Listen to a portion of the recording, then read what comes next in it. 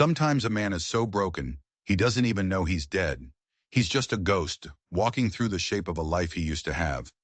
That man was Caleb Prescott, and he was about to make a deal that would either save his soul or get him buried in an unmarked grave. The dust out on the high plains in 1887 wasn't just dirt, it was a memory. It was the fine, gritty powder of 3 years of drought, 3 years of loss, 3 years since the fever came and took his wife, Martha, and his boy, Daniel. It left Caleb with nothing but a silence so loud it screamed. His ranch, once a place of laughter, was now just a collection of sun-bleached boards and aching memories. He worked himself to the bone every single day, from before the sun came up to long after it went down, just so he'd be too tired to think, too tired to remember. He was a hollow man, a walking shell, and he would have stayed that way, probably would have just wasted away until the dust claimed him too. But his water pump broke. The last of his cattle were crying out with a thirst that cut him to the quick. So he had no choice. He had to ride into the settlement, a place he hated. The town was called Redemption, but there was no redemption there. Just overpriced whiskey, hard-eyed men, and judgment. They saw his grief as a weakness, a sickness. He'd rather face a starving wolf than the pity in their eyes. But the cattle were thirsty, so he rode in, his face set like stone, his gaze fixed on the general store. He was just tying up his old mare when a sound cut through the afternoon heat. It was laughter, but it wasn't the good kind. It was sharp, and it was ugly, and it was coming from the saloon. A crowd was gathered, and in the middle of it all was Garrett Vance. Vance was a man who got rich quick and mean even quicker. He was standing next to a horse that made Caleb's heart stop dead in his chest. It was a stallion, a magnificent paint, with a coat like spilled milk and patches the color of a stormy sky. But its beauty was twisted up in pure terror. Its eyes were rolling white. Its flanks were covered in long, weeping scars. A rope was cinched so tight around its neck, it was a miracle the animal could breathe at all. Garrett was drunk, and he was bragging. "He's broken, I tell you. Spirit's gone, but the devil's still in him. Won't let a man on his back." Then Caleb saw her. Standing a few feet away from the terrified horse was a native woman, Cheyenne by the beadwork on her worn buckskin dress. Her face was still, unreadable, but it held a kind of defiant beauty that made the whole dusty town look cheap and ugly. She wasn't passive. She was like the calm at the very center of a hurricane. Her eyes were locked on the horse, and in their dark depths, Caleb saw a flash of pain, of kinship. It was a look he knew all too well. It was the look of someone watching the last piece of their world burn. Garrett saw him looking. "Ah, you see the other half of the bargain," he sneered, spitting tobacco juice near her feet. She didn't even flinch. She came with the beast, won 'em both in a card game from some trapper who lost his nerve. Says she's the only one can handle him. A horse whisperer, he called her. I call her a silent savage. The men around him laughed their ugly laughs, and something inside Caleb, something he thought had died and turned to dust 3 years ago, started to uncoil. It was a cold, slow anger. He saw the horse's terror, he saw the woman's quiet dignity, and he saw the way Vance treated them both like property, like things to be won and broken. It was wrong. It was a stain on the face of the earth. Vance, always sniffing out a new target for his cruelty, turned his piggy eyes on Caleb. "What's the matter, Prescott? See something you like?" he taunted. "A lonely man like you could use a strong back, or two." "The horse is mistreated," Caleb said. His own voice sounded strange to him, like it was coming from a long way off. "It's a broken thing," Garrett sneered, his eyes glinting with malice. "Just like its keeper. Just like you." The insult hung in the air. Garrett was mocking Caleb's grief, his solitude, his broken life. And in that moment, Caleb didn't care about the pump, or the cattle, or the dust. All he cared about was the injustice burning in front of him. But what could a hollow man do against a monster like Garrett Vance? He had nothing. Less than nothing. And that's when Garrett smiled a predator's smile. "Tell you what, Prescott, I'm feeling generous. I'm tired of looking at this worthless animal. I'll bet you, the horse, against your saddle." Caleb's blood ran cold. His saddle. It was the last fine thing he owned. A gift from his father made of rich leather and worn smooth with time. The silver conchos dull but beautiful. It was worth more than the whole damn ranch. It was everything he had left. The crowd went quiet, sensing the shift in the air. This was no longer just drunken sport. This was something else. "What's the wager?" Caleb asked, his throat dry. Garrett's grin widened. He pointed a fat finger to a fence post at the far end of the street. "You get that beast to walk to that post and back, calm as a sleeping baby. No whips, no spurs, just your hands and your voice." He shot a nasty look at the Cheyenne woman. "And you can't use her." It was impossible. The horse was a tightly wound knot of pure fear, ready to explode at any second. To get near it was suicide. To calm it was a miracle. The whole town knew it was a fool's bet, a way for Garrett to humiliate Caleb and take the last thing of value he possessed. Caleb looked at the stallion, at the foam on its lips and the trembling in its powerful legs. He saw the scars, the terror, and he saw a reflection of himself, a broken thing, trapped and terrified. He looked at the woman standing there like a statue of defiance. He didn't know her, but he knew her pain, and he knew he couldn't just walk away. He couldn't leave them to this man's cruelty. For the first time in 3 years, Caleb felt something other than grief. He felt a purpose. "I'll take the bet," he said, and the words felt solid, real in the dusty air. A murmur went through the crowd. This was better than a hanging. Garrett Vance laughed, a booming, ugly sound. He was going to enjoy this. Caleb ignored him. He ignored the whispers and the bets being laid by the onlookers. He had eyes for only one thing, the terrified horse. He started walking, slowly, deliberately, not towards the stallion, but in a wide circle around it. He didn't make any sudden moves. He kept his hands loose at his sides, his shoulders relaxed. He started to talk, not to the men, not to the woman, but to the horse. His voice was a low, steady murmur, the same voice he used to use when little Daniel woke from a nightmare. He spoke of cool water, of green pastures where the grass grew thick and sweet. He spoke of a gentle hand and a soft brush. He spoke of freedom. The horse's ears, which had been pinned back flat against its head in fear, began to flicker. Its frantic, panicked breathing started to slow. Just a little. The crowd watched, mesmerized. This wasn't how you broke a horse. This was something else entirely. Caleb kept walking, kept talking, his voice a calm anchor in the stallion's storm of terror. He wasn't trying to conquer the animal. He was trying to make a connection. He was offering a truce. After what felt like a lifetime, he stopped a few feet from the horse's head. He didn't try to touch it. He just stood there, a quiet presence, and kept up his soft monologue. Then, moving so slowly it was almost imperceptible, he reached out a hand. Not for the horse's muzzle, not for its reins. He reached for the cruelly tight rope around its neck. His fingers worked at the knot. They were slow, careful, patient. The horse shuddered, its muscles bunched like coiled springs, ready to strike or bolt. But it didn't. It stood its ground, its big dark eyes fixed on Caleb. The rope fell away. A collective gasp rippled through the crowd. The horse was free. It could have bolted, could have trampled half the town in its escape, but it just stood there trembling, watching Caleb. Then Caleb did the strangest thing of all. He turned his back on the horse, and he started walking towards the distant fence post. He didn't look back, he just walked. It was an act of pure, unadulterated faith, a crazy, beautiful, suicidal act of trust. For a second, nothing happened. The silence was so thick you could have cut it with a knife.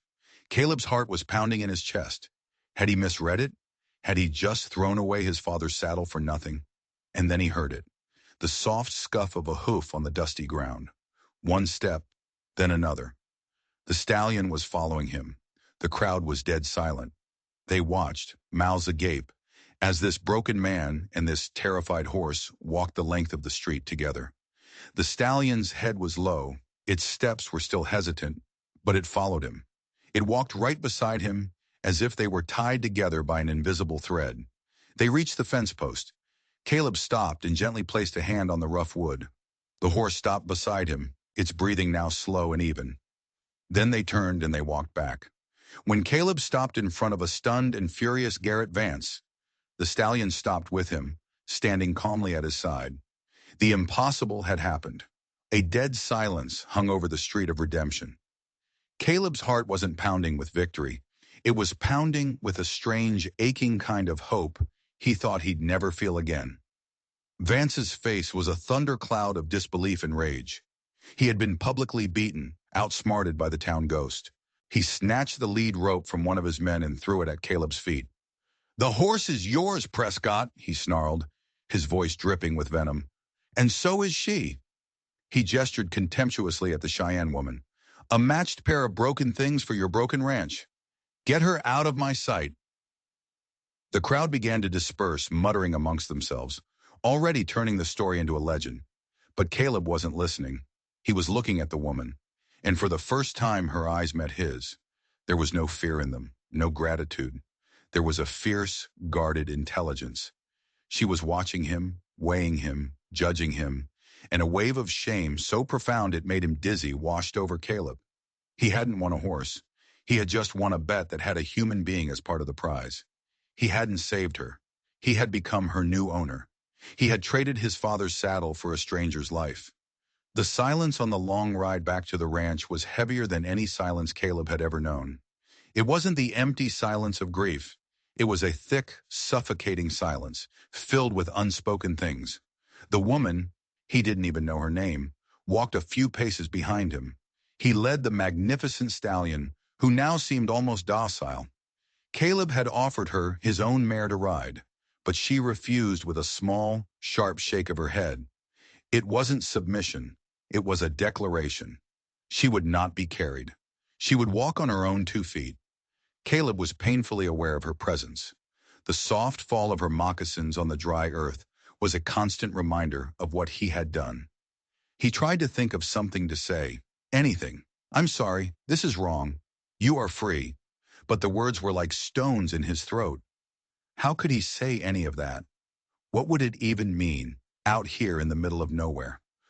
"Welcome to my desolate home, where you are now a prisoner of my victory." Every word he could think of was an insult. He was trapped. He had tried to do a good thing, a right thing, by standing up to Vance, but it had all twisted sideways. He hadn't freed her. He had just changed her cage. When they finally reached the skeletal outline of his cabin against the blood-red sunset, the silence of the place rushed out to meet them. His silence. The one he had wrapped around himself like a shroud for 3 long years. But now it was different. It wasn't just his anymore. It was shared, and her part of it felt older, deeper, and more wrong than his own. He gestured awkwardly toward the small lean-to that served as his workshop. It wasn't much, but it had a cot and a roof. You can stay in there," he stammered, his voice rough with disuse. "It's dry." She looked at the lean-to. Then she looked at the barn, where he was unsaddling his mare. Her gaze was level, unblinking. She didn't say a word, but he understood perfectly. He was offering her shelter that was better than what he gave his animals. It was the smallest, most pathetic gesture of decency, a tiny seed planted in the poison soil of their meeting. She gave a single brief nod. Then she walked into the lean-to and pulled the rough burlap curtain across the doorway, shutting him out. Caleb stood there for a long time, the lead rope of the stallion heavy in his hand. The sun bled out of the sky, and the stars began to prick the deep purple darkness. He had won the bet. He had the most magnificent horse he had ever seen, and he had never felt more alone or more ashamed in his entire life. The first few days were a strange, silent dance.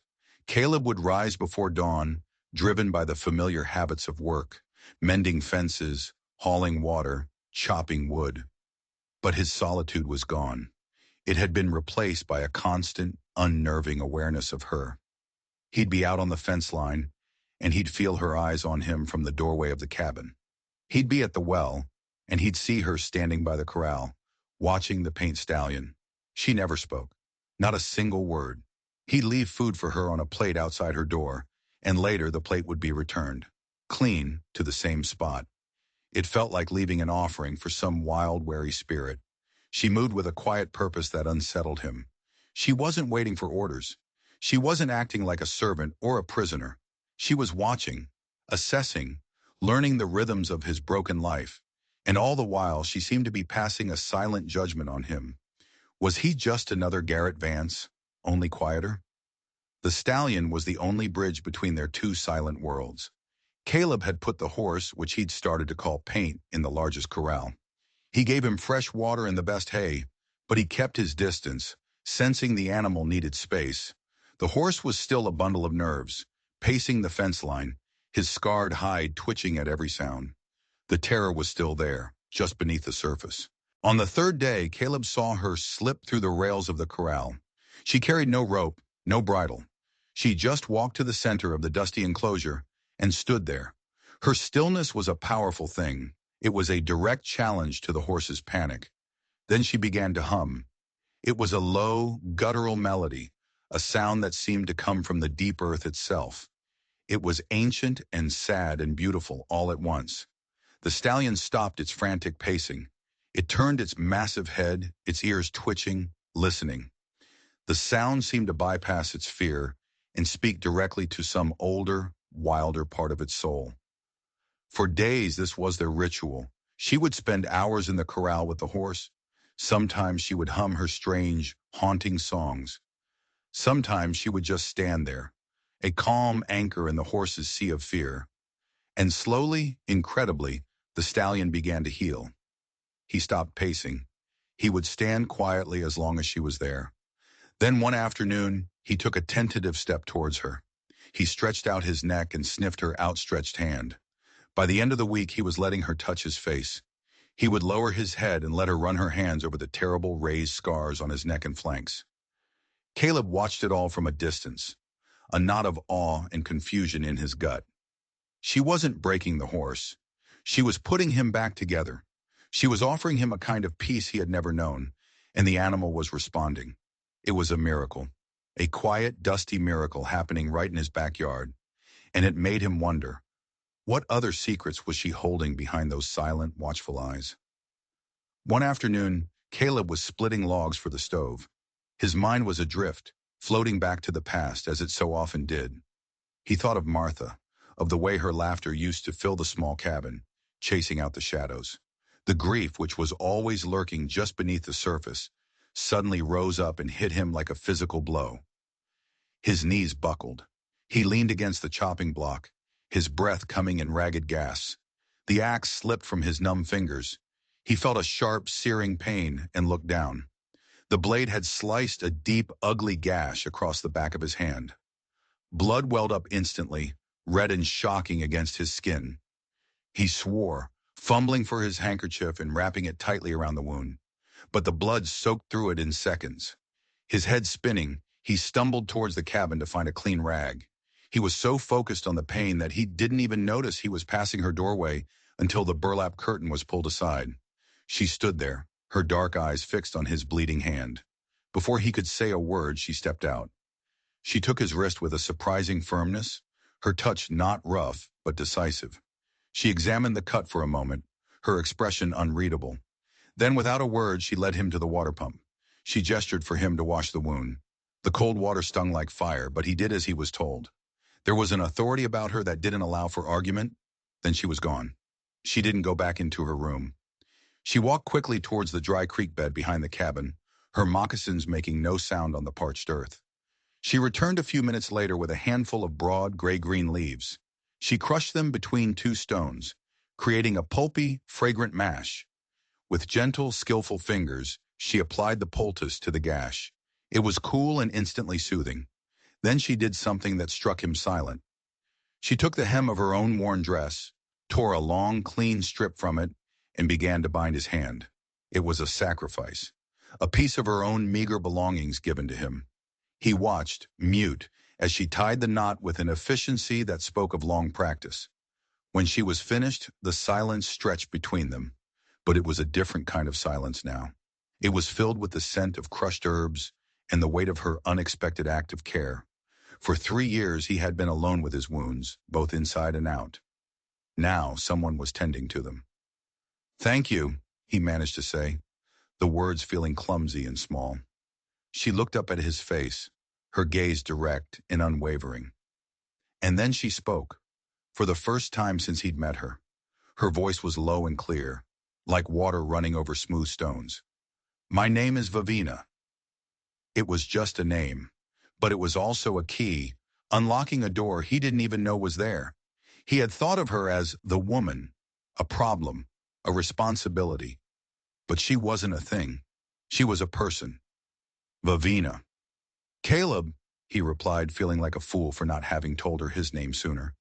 She gave a small nod, as if accepting this small exchange as the beginning of a truce. Then she turned and walked back towards the corral, where the stallion was waiting for her, watching. Caleb looked down at his bandaged hand. The bleeding had stopped. The throbbing pain was already starting to fade. But something else was happening too. A different kind of healing was beginning, a healing he didn't even know he needed. And he realized with a sudden, startling clarity that this silent woman, this savage he had won in a bet, might just be the only person on earth who could save him from himself. The sharing of a name, Vavina, was like the first rain after a long drought. It didn't change the landscape overnight, but it started to bring life back to the barren ground between them. A few days later, Caleb stopped leaving her food on the porch. Instead, he set a second place at the rough-hewn table inside the cabin. He didn't say anything, just set the plate and fork down and went about his business. That evening, when he called out that supper was ready, she hesitated at the threshold, her eyes questioning. He felt a strange heat rise in his own neck. It's warmer in here, he mumbled, not looking at her. She entered, her posture still as straight as an arrow, her silence still a shield. But she was there, at his table. Those first meals were quiet affairs. The only sounds were the scrape of cutlery on plates and the lonely sigh of the wind outside. But the silence had changed. It was no longer a void separating them. It was a shared space. They started to learn each other in that silence. He noticed the way she would always save a small piece of her bread, wrapping it carefully in a cloth. He noticed the way his own hands, calloused and rough, looked clumsy next to her slender, capable ones. She, in turn, noticed the way he always paused for a moment before his first bite, a ghost of a prayer for a family that wasn't there. She saw the deep weariness in his eyes that had nothing to do with lack of sleep. They were two people sitting in a small, quiet room, learning the shape of each other's sorrow. He learned the stallion's true name one evening. He had gone out to the corral just as the sun was setting. The horse's coat was beginning to shine again, and the wild fear in his eyes had been replaced by a deep, unwavering trust in Vavina. He was nudging her shoulder gently as she groomed him with a brush Caleb had left on the fence. He's a good horse, Caleb said, approaching slowly so as not to startle either of them. Vavina didn't turn around. His name is Wovoka, she said, her voice soft. Wovoka, Caleb repeated, liking the sound of it. What does it mean? She finally turned to look at him, the last rays of the sun catching the high planes of her cheekbones. It means, he who makes sea. The words hung in the air between them, heavy with a meaning that was just beginning to dawn on Caleb. He who makes sea. The horse wasn't just an animal. He was a catalyst. He was the reason Caleb had been forced to look beyond his own grief, beyond the ugliness of redemption, and truly see the woman who stood before him. He was beginning to see Vavina, not as a prize, not as a savage, but as a person with a history, with a soul. And he realized that for 3 years, he had been blind, utterly and completely blind. But now his eyes were starting to open, and he was terrified and thrilled by what he was beginning to see. Their conversation started small, like tiny seeds dropped into the soil, practical things. She would point to a gathering of clouds on the horizon and say a single word in Cheyenne, a word that meant the rain that walks on legs. He, in turn, would show her the peculiar trick to getting the stubborn water pump to work, a certain rhythm of pumping that you had to feel rather than force. She showed him which desert plants had edible roots, which berries were sweet, and which leaves could be brewed into a tea that eased the ache in his bones after a long day's work. He showed her how to mend a leather harness The steady, rhythmic work of the awl and thread, a kind of meditation his own father had taught him. They were building a new language, one made of shared tasks and mutual reliance. Slowly, carefully, they began to offer up small pieces of their past, like rare and fragile gifts. He found himself talking about Martha, not about the sickness and the loss, but about the life. He told Vavina about Martha's laugh, which sounded like wind chimes. He told her about the small garden she had somehow coaxed from the unforgiving soil, a patch of defiant green in a world of brown. Vavina would listen, her dark eyes filled with a deep, quiet empathy. She never offered platitudes or easy comfort. She just listened, and her listening was a gift, making his memories feel honored instead of just painful. Then one night, as a coyote yipped in the distant hills, she spoke of her own people. She didn't tell a grand story of battles and warriors. She told a quieter, sadder story. A story of a hard winter, of a sickness that came with the white men's blankets, of a treaty that was signed in good faith and broken before the ink was dry. She spoke of her family being scattered like seeds on a hard wind. She had been taken by a trapper, a man who saw her only as a commodity, something to be traded or sold. The same trapper, Caleb realized with a jolt, that Garrett Vance had won her from. Her story wasn't a performance of self-pity, it was a recitation of facts, and its starkness was more devastating than any tears could have been. Caleb listened, and the last of the bitterness he felt for his own fate shriveled up and blew away like dust. His grief was a personal tragedy, a terrible wound. But hers was the wound of an entire people. He had lost his family inside the walls of this small cabin. She had lost an entire world. He felt a profound and humbling shame for the world of men who had done this to her people, a world that he was a part of. He looked at her, sitting across the small table, the lantern light casting soft shadows on her face. She was not a broken thing. She was a survivor. She was stronger than he could ever hope to be. And he knew, with a certainty that shook him to his core, that he had to protect her. The fragile peace they were building was a house of cards in a world full of cruel winds.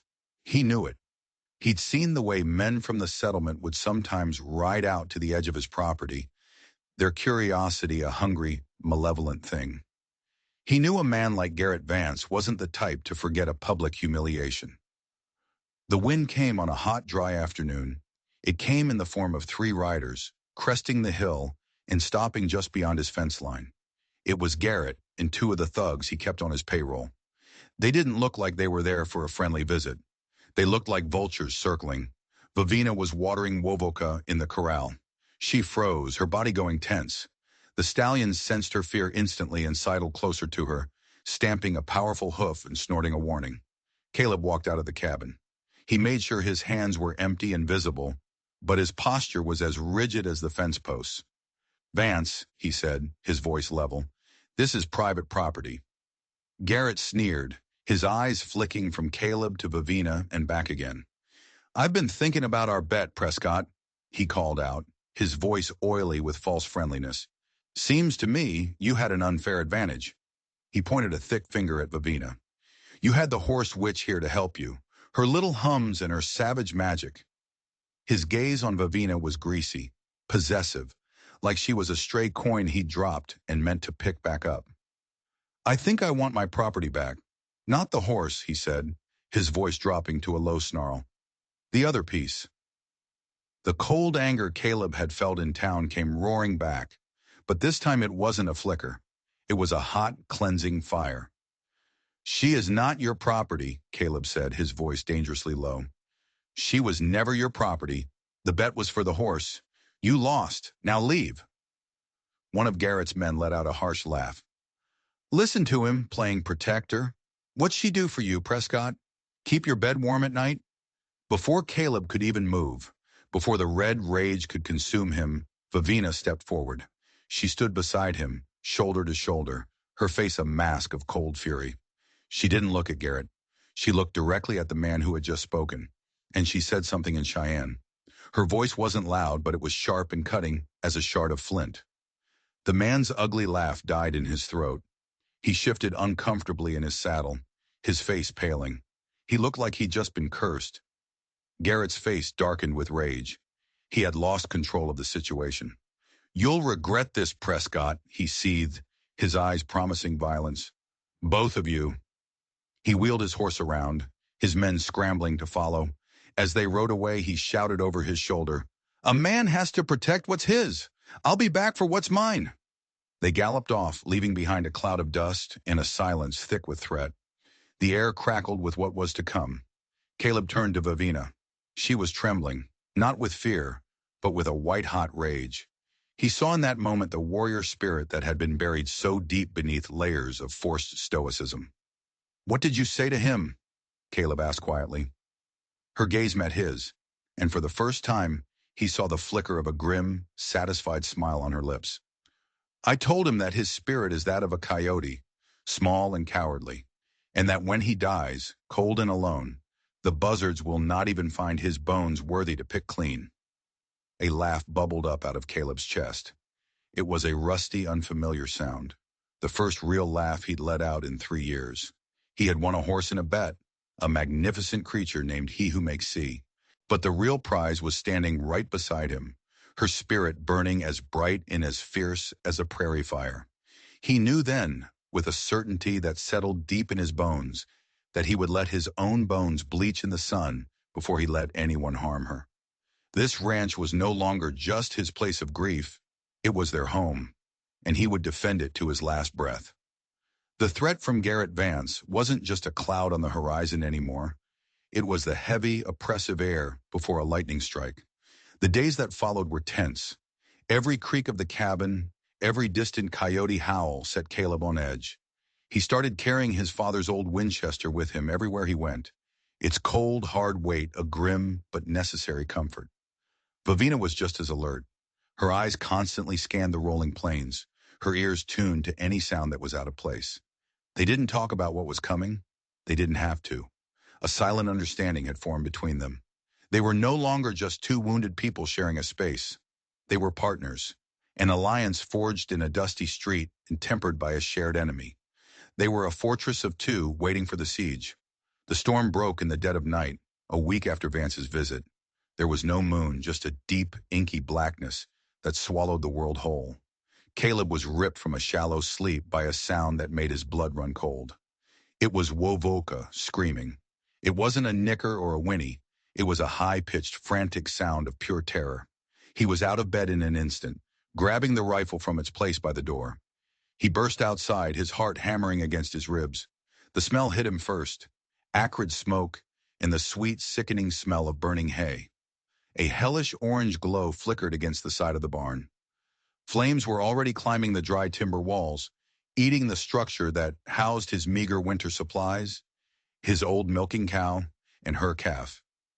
Silhouetted against the growing inferno were 3 figures on horseback, Garrett and his men. They hadn't come for a fight. They had come for destruction, to burn him out, to erase him, to destroy everything he had. "Vivina!" he roared, his voice raw with urgency. She was already there. She had emerged from her lean-to, not with panic, but with a terrifying, focused calm. In her hands she held the heavy cast-iron skillet from the hearth, gripping it like a shield. Her eyes were fixed on the burning barn, on the panicked, desperate sounds of the animals trapped inside. "The cattle," she said, her voice tight with resolve. Their minds moved as one. No time for plans, only action. "I'll keep them back. Get the animals out," Caleb yelled, levering around into the rifle's chamber. He didn't aim to kill, not yet. He fired a shot into the air, high above the riders' heads. The crack of the Winchester split the night, a stark declaration of war. "Get off my land!" The riders, clearly not expecting resistance, pulled back in surprise, their drunken laughter turning to angry curses. Garrett shouted an order, and one of his men raised a pistol, firing wildly in the direction of the cabin. The bullet splintered the doorframe, inches from Caleb's head. He fired back, aiming for the ground near their horses, trying to spook them. While their attention was on Caleb, Vivina moved. She ran, not away from the fire, but straight towards it. She was a shadow, using the flickering, chaotic light to her advantage. She reached the large side door of the barn, the one leading to the stalls. With a surge of strength Caleb would never have believed she possessed, she heaved the heavy, barred door open. A wave of thick smoke and terrified lowing poured out. The cow and her calf stumbled into the night, their eyes wild with fear, and bolted for the safety of the open plains. But Vavina wasn't finished. Caleb's heart seized in his chest. He saw her dart back towards the inferno. For a terrifying second, he thought she was going back inside. But instead, she veered towards the main corral. Wovoka was trapped, rearing and plunging against the fence, his magnificent body outlined by the terrifying flames. While Caleb kept Garrett's men pinned down with suppressing fire, forcing them to duck and cover, Vavina slipped the latch on the corral gate. Wovoka, free at last, shot out like an arrow from a bow, galloping into the darkness of the open prairie, away from the fire and the chaos. Garrett, enraged that his simple plan of arson was falling apart, completely lost his head. With a furious roar, he spurred his horse forward, charging directly at Caleb, his face a demonic mask in the firelight. "This ends now, Prescott," he screamed. Caleb stood his ground. He raised the rifle, the stock firm against his shoulder. He looked down the long barrel, sighting on the charging figure. He could end it. Right here, right now. One clean shot. But he didn't aim for Garrett. He aimed lower. It was a trick shot his father had taught him, a last resort to stop a charge without killing a man. He squeezed the trigger. The bullet struck the earth just in front of the charging horse's hooves. Dirt and pebbles exploded upwards. The horse, already spooked by the fire, screamed in terror, rearing up so violently that Garrett was thrown from the saddle. He landed hard with a sickening crunch and a cry of pure agony. His two hired thugs, seeing their leader unhorsed and the fight turning decidedly against them, lost what little nerve they had. They exchanged a single panicked glance, wheeled their horses around, and fled into the night, abandoning the man who paid them. Garrett struggled to his feet, clutching his arm, which hung at an unnatural, broken angle. He stared at Caleb with a look of pure, undiluted hatred, but his gaze shifted past Caleb, to Vavina, who now stood beside him, the heavy iron skillet still held at the ready. He saw them there, standing together, united, framed by the defiant light of the fire he had set. He didn't see two broken things anymore. He saw an unbreakable whole. Without another word, he scrambled to his fallen horse, clumsily hauled himself into the saddle with his one good arm, and galloped away, a broken man swallowed by the same darkness he had tried to use as a weapon. The human threat was gone, but the fire still raged. The barn was lost. There was no saving it. But the cabin, their home, was still in danger. Using buckets, they hauled precious water from the well, working together in a silent, desperate rhythm. They fought the flames, not to save the past, but to protect the future. They worked until their muscles screamed in protest, until their faces were black with soot and their lungs burned with smoke. By the time the first pale light of dawn began to creep over the horizon, the fire was out. The barn was a smoking, skeletal ruin. They stood together, exhausted and bruised, and surveyed the damage. It was a devastating blow. The heart of the ranch's operations was gone. All that work, all that struggle. For a moment, the old familiar despair threatened to pull Caleb under. What was the point?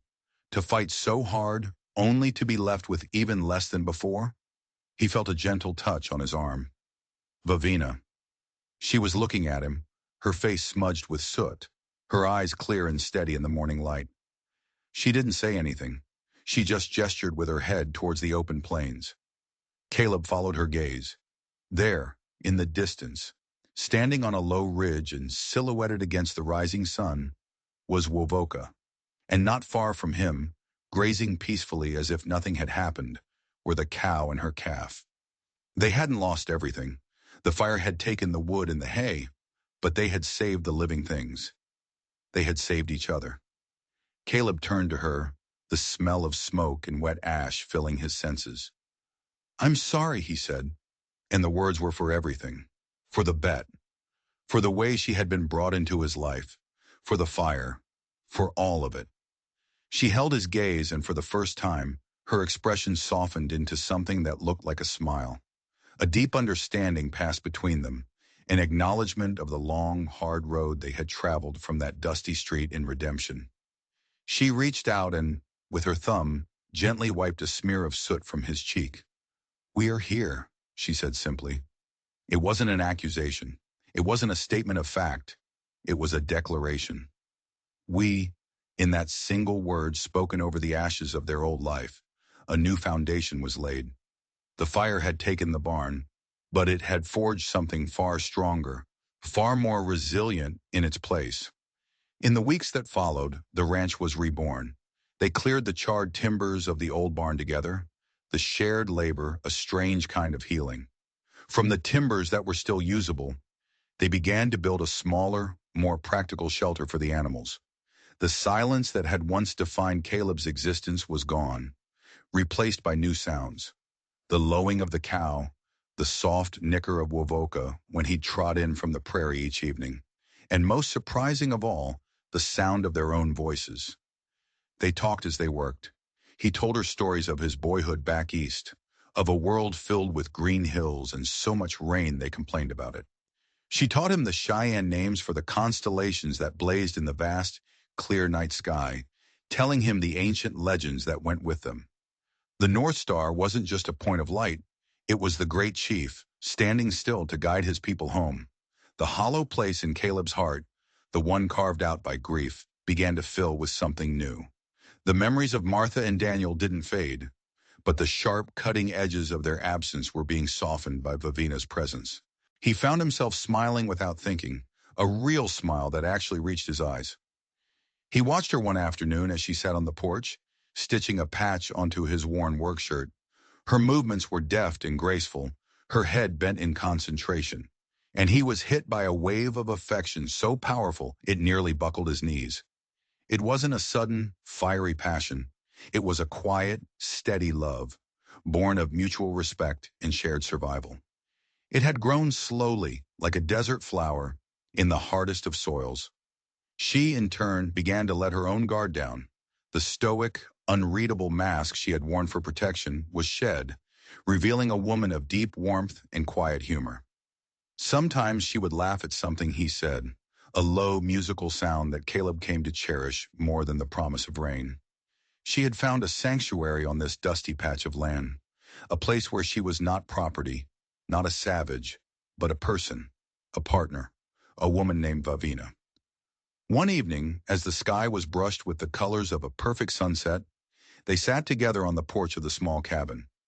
It wasn't the home Caleb had once planned, but it felt more real, more solid than it ever had before.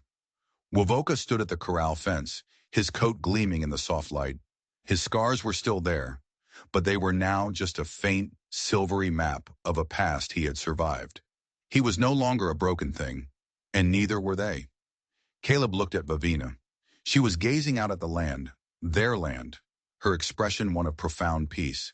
The life he had been so sure was over 3 years ago hadn't ended at all. It had just been waiting, waiting for him to be desperate enough to make a fool's bet, waiting for the arrival of a woman and a horse who would teach him how to see again. He reached over and tentatively took her hand. Her fingers were strong and calloused, and they curled around his, fitting perfectly. She turned her head and smiled at him, a true, open smile that held the promise of 1,000 more sunsets to come.